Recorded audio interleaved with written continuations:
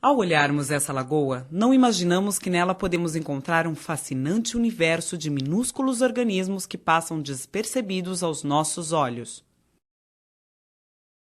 Para desvendar esse universo, vamos usar o recurso de um microscópio e detalhar os seres formados por uma única célula.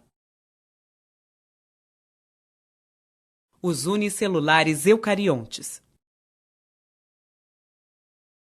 Nestes organismos, a célula possui basicamente membrana plasmática, citoplasma e núcleo. Eles habitam o nosso planeta há pelo menos 1 bilhão e 500 milhões de anos. Ao longo do tempo, diversificaram-se, passando a ocupar todo tipo de ambiente úmido. A célula desses seres tem que desempenhar, a um só tempo, os papéis que as milhares de células especializadas de um ser multicelular desempenham em conjunto. Vamos explorar alguns aspectos da biologia desses organismos. A ameba desloca-se lentamente sobre o fundo da lagoa, emitindo prolongamentos que estão constantemente deformando sua célula.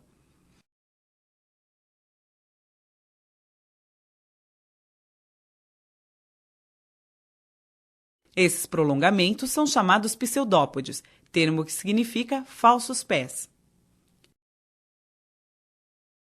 Os pseudópodes também são usados para capturar alimento, preferencialmente outros micro-organismos.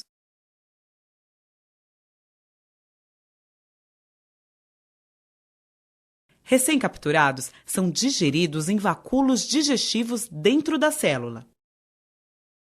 Algumas espécies de amebas produzem uma teca ou carapaça protetora. Esta teca-ameba aglutinou grãos de areia com muco, depositando-os ao redor de seu corpo. Neste outro caso, a teca foi totalmente secretada pela célula. Nas teca-amebas, há apenas um orifício, por onde saem os pseudópodes, usados na locomoção e na captura de alimento. Os heliozoários são ameboides de corpo esférico, com pseudópodes eretos e finos, irradiando-se da superfície da célula. Vivem geralmente associados a raízes de plantas aquáticas, alimentando-se de outros micro-organismos ou até mesmo de pequenos animais que tocam nos pseudópodes. As euglenas são flagelados muito comuns, que possuem cloroplastos, organelas ricas em clorofila, pigmento verde fundamental para a realização da fotossíntese. Nesse processo, sintetizam seu próprio alimento a partir de gás carbônico e água, havendo liberação de oxigênio. As euglenas deslocam-se no meio utilizando o flagelo e procuram locais onde a intensidade de luz seja adequada para a realização da fotossíntese. O estigma, esta estrutura avermelhada, participa do processo de orientação em relação à luz. A peranema é um parente da euglena, porém não possui cloroplastos. Ela se desloca no meio com auxílio de 2 flagelos, um deles bem evidente, e se alimenta principalmente de outros micro-organismos, inclusive de euglenas. Os ciliados são um grupo extremamente diversificado.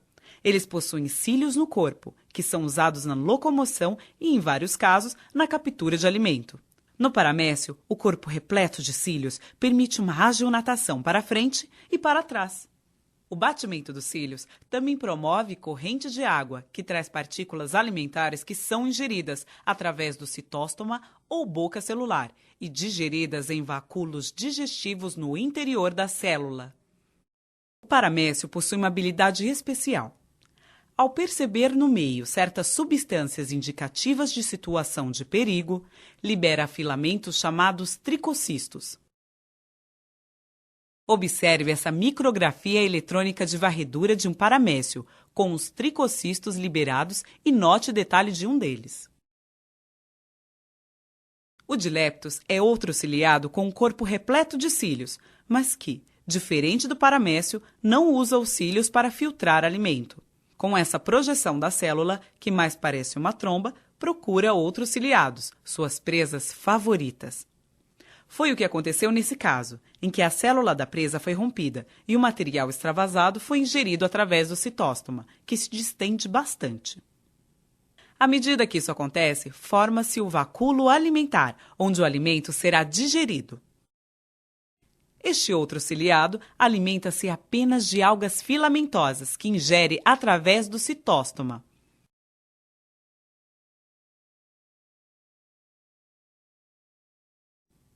O euplotes é um ciliado curioso, que mais parece um pequeno animal. Ele se desloca sobre o fundo da lagoa usando cílios especializados, chamados cirros. Por meio de outros cílios especiais, filtra da água seu alimento. O stentor é outro ciliado que utiliza cílios especiais para filtrar o alimento. Ele pode se movimentar ou se fixar a um substrato, mudando a forma de seu corpo. Já as vorticelas vivem a maior parte do tempo fixas ao substrato por meio de um longo pedúnculo, que se contrai e se distende. Os cílios especializados promovem correntes de água que trazem partículas para a alimentação.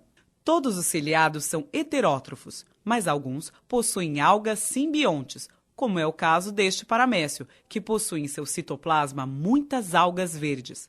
Nos unicelulares eucariontes que vivem em água doce, muita água penetra na célula por osmose. Isso ocorre porque a concentração osmótica da célula é maior que a da água ao seu redor. O vacúolo pulsátil ou contrátil recolhe e elimina a água que entra em excesso na célula. O número e a forma desses vacúolos variam nas diferentes espécies. Nos paramécios, há mais de um vacúolo por célula. Sua forma é estrelada e sua posição é fixa. Nas amebas, há apenas um vacúolo por célula e ele tem forma arredondada.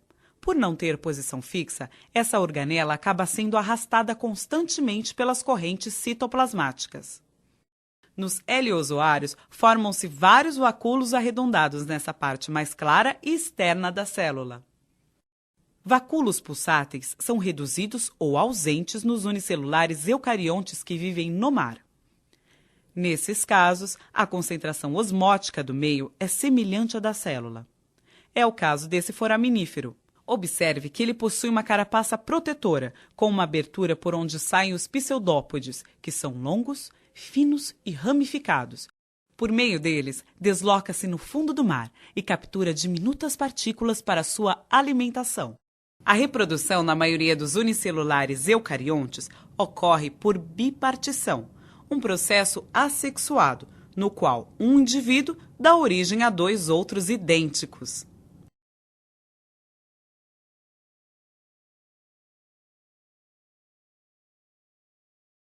Mas nos ciliados, além da reprodução assexuada, há a reprodução sexuada, na qual dois indivíduos se unem, trocam material genético por meio de uma ponte citoplasmática e se separam.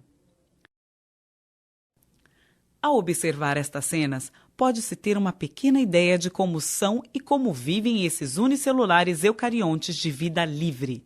A cada dia, novas espécies são descobertas e novas questões são levantadas acerca destes incríveis micro-organismos que compartilham o meio ambiente com seres macroscópicos e são parte importante da manutenção do equilíbrio ecológico.